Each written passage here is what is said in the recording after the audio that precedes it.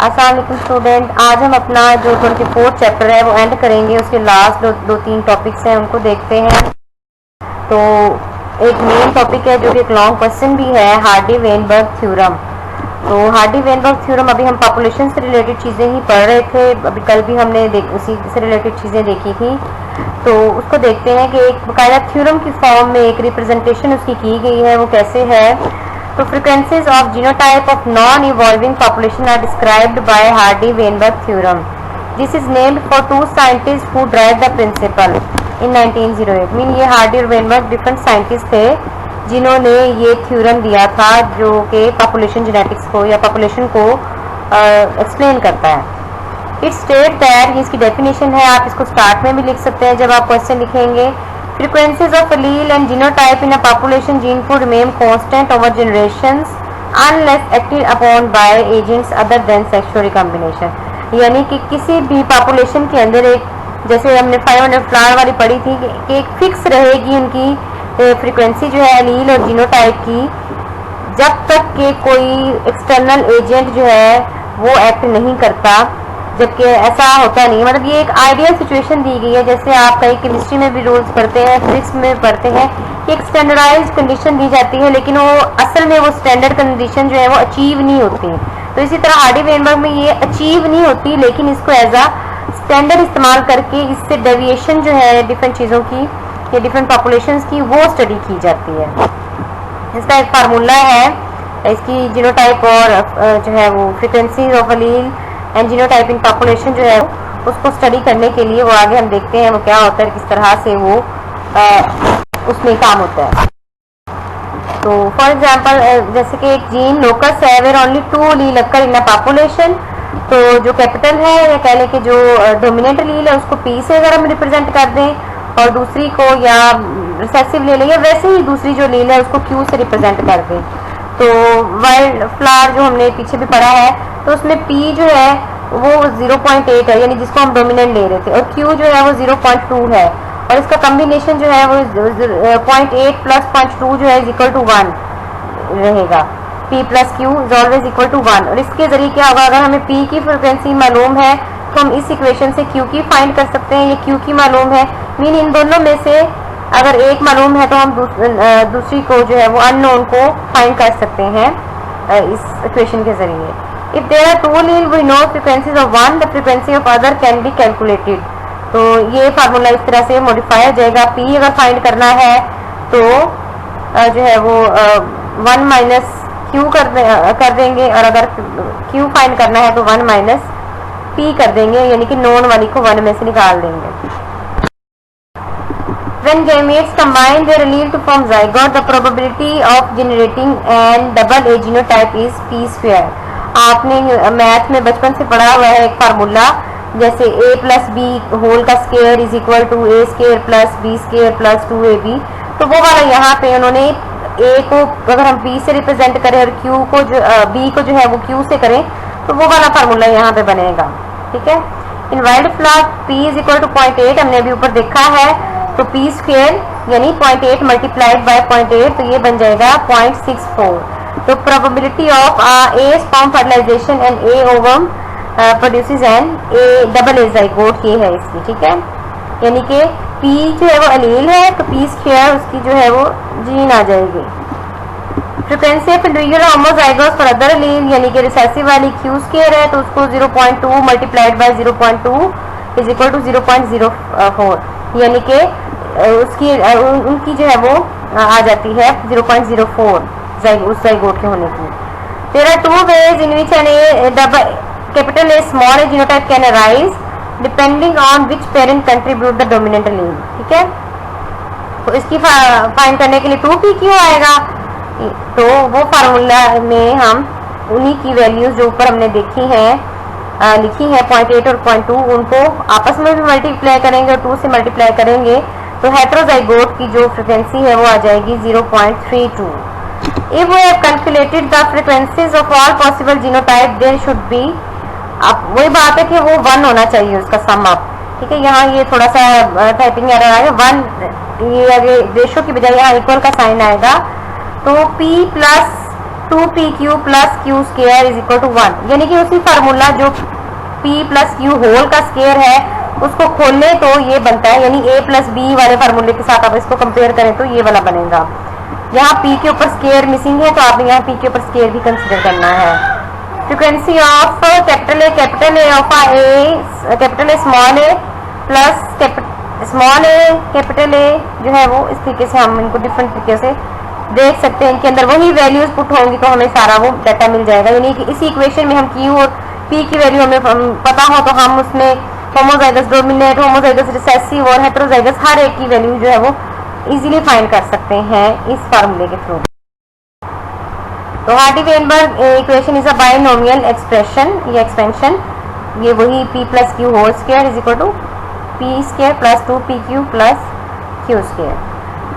Next है, मैंने अभी जैसे पहले बताया है कि ये हार्डी-वेनबर्ग थ्योरम जो है वो अचीव नहीं होती, इसकी जो बिल्कुल एक्यूरेट वो नहीं आती, इसको just as a standard use किया जाता है। तो कौन कौन से ऐसे फैक्टर हैं जो इसकी एग्जैक्ट वैल्यू नहीं आने देते वो हम देखेंगे। There are many factors, out of these there are 5 factors of proportion to homozygous heterozygous enough to produce significant deviation, ठीक है। तो वो देखते हैं कि वो किस तरह से वो significant deviation उस स्टैंडर्ड से प्रोड्यूस होती हैं, कौन कौन से फैक्टर्स उसमें असरअंदाज हो रहे होते हैं। तो ये फैक्टर्स देखते हैं। म्यूटेशन है एक फैक्टर, जाहिर है जब म्यूटेशन आ जाएगा तो एलील फ्रीक्वेंसी में चेंज आ जाएगा। The ultimate source of all changes, ये एक एमसीक्यू भी है जो 12 बार आया हुआ है। The ultimate source of all changes is mutation. Individual mutations occur so rarely that mutations alone does not change allele frequency, mean कम होता है इसका वैसे इफेक्ट। माइग्रेशन है, यानी कि एक पॉपुलेशन से जो है वो माइग्रेट कर जाए इंडिविजुअल्स, वेरी पोटेंट एंजल। जाहिर है 500 की पॉपुलेशन है, 500 इंडिविजुअल्स की, उसमें से अगर पॉपुलेशन माइग्रेट कर जाएंगे तो ऑटोमेटिकली वो बैलेंस जो है वो डिस्टर्ब हो जाएगा। तो वो इमिग्रेशन हो या इमाइग्रेशन हो, यानी कि वहां से चले जाएं या वहां पे आ जाएं लोग, तो दोनों तरफ से जो जीन पूल है वो डिस्टर्ब हो जाता है और वो बैलेंस जो है वो डिस्टर्ब हो जाता है। जेनेटिक ड्रिफ्ट है, तो it is the change in frequency of allele at locus that occur by chance, mean by chance ही वो अलील की जो फ्रीक्वेंसी है वो चेंज रहती है। स्मॉल पॉपुलेशन जाहिर है ज्यादा इफेक्ट शो करती हैं और फ्यू इंडिविजुअल जो है वो, यानी कि क्या होगा, कुछ इंडिविजुअल जो है वो रिप्रोड्यूस नहीं करेंगे तो उनके जो जीन्स हैं वो ट्रांसफर नहीं होंगे, जिसकी वजह से वो जीन्स जो है वो लॉस्ट हो जाएंगे। तो ये एक बाई चांस चेंज है, ये कोई प्लान चेंज नहीं है, तो उसको कहते हैं genetic drift. Non random mating है, तो इन ब्रीडिंग जो है वो भी एक फैक्टर है जो कि हार्डी-वेनबर्ग को कर रहा होता है इफेक्ट। तो उसमें क्या होता है कि कुछ इंडिविजुअल ज्यादा इंटरब्रीड करते हैं और कुछ इंडिविजुअल्स जो है वो कम करते हैं। तो जाहिर सी बात है जो ज्यादा करते हैं उनकी जो जीन्स है वो ज्यादा ट्रांसफर हो रही होती है, जो कम करते हैं तो वो उनकी जीन्स, तो इस तरह जीन्स का जो एलील्स का प्रोपोर्शन है वो डिस्टर्ब हो जाता है और ये एक कॉमन सा फिनोमिना है, इसमें ये मतलब होता रहता है। सिलेक्शन है नेक्स्ट फैक्टर, तो some individual leave behind more progeny than the other, तो जाहिर है जिनकी ज्यादा प्रोजेनी होगी तो उनके जीन्स ज्यादा जो है वो ट्रांसफर हो जाएंगे और इनहेरिटेड कैरेक्टर्स होंगे, जिनकी कम होगी वो कम। तो इस तरह जो सिलेक्शन का प्रोसेस है वो आर्टिफिशियली भी होता है, वो नेचुरल भी होता है, तो ये भी इफेक्ट कर रहा होता है एवोल्यूशनरी चेंजेस को। तो नेक्स्ट हमारा टॉपिक है इंडेंजर्ड स्पीशीज। तो इंडेंजर्ड वो स्पीशीज जो एक्सटिंक्शन के करीब है, तो मोस्ट प्लांट एंड एनिमल जो है वो उन्होंने एक्सटिंक्ट हो जाना मतलब होते रहते हैं। तो नेचुरल प्रोसेस है जो कंटिन्यू होता है, लेकिन due to human activities recent year में ये बड़ी तेजी से बढ़ गया है ये process, due to habitat destruction. Humans ने इनके ऑर्गेनिजम्स के हैबिटेट डिस्ट्रक्ट कर दी है, जिसकी वजह से जो है वो स्पीशीज जो है वो ज्यादा एक्सटिंक्ट होना शुरू हो गई है। जैसे कि ट्रॉपिकल रेन फॉरेस्ट है जो कि सबसे ज्यादा मोस्ट थ्रेटन एरिया है, have been reduced to 44% of their original extent. Mean देखें इतना ज्यादा वो फॉरेस्ट जो है वो कम हो गए हैं, इनकी रिडक्शन हो गई है। In certain area like Ecuador, forest coverage has been reduced by 95%. Mean सिर्फ 5% रह गया, बाकी सारा वो फॉरेस्ट जो है वो वैनिश हो गया है। तो जाहिर सी बात है वहाँ जब इतना फॉरेस्ट वैनिश हुआ है तो प्लांट्स रह गए, वहाँ पे बाकी माइक्रो ऑर्गेनिजम्स, वहाँ पे एनिमल्स उन सबकी जो है वो एक्सटिंक्शन हुई है, उन सबको हैबिटेट जो है वो उनका छिन गया है, जिसकी वजह से जो है वो बैलेंस डिस्टर्ब हुआ है स्पीशी का। Accurate estimate number of extinction is impossible in area like rainforest where taxonomists have not even described most species. Mean हमने तो भी ह्यूमंस ने तो अभी सारी स्पीशीज को तो डिस्क्राइब ही नहीं किया हुआ, इस वजह से अभी तक हम फाइनल कह नहीं सकते कि कितनी। तो we are losing species that we do not know exist, are losing resources, habitat other than rainforest, grassland, ये सारी की सारी जो है वो एक्सटिंक्शन के करीब है। थ्रेटन स्पीशी होती है जो इंडेंजर्ड से एक स्टेप पीछे भी है, यानी कि वो इंडेंजर्ड होने के करीब है, और इंडेंजर्ड वो है जो एक्सटिंक्ट होने के करीब है। तो स्पीशी को सेव करने की ज़रूरत है काफ़ी, उसके लिए जो है वो large diversity of genes with in species group to promote species survival in changing environment, उसको करने की ज़रूरत। Genetic diversity require large population of plant and animal preservation जो है वो डिपेंड ऑन मल्टीफेसेटेड कंजर्वेशन। तो इसमें क्या होना चाहिए, global system of national parks बनाने चाहिए, और उनको प्रोटेक्ट करने के लिए protected landscape, multiple use area that allow controlled private activity, zoo and botanical garden to save species. तो ये सारा होना चाहिए।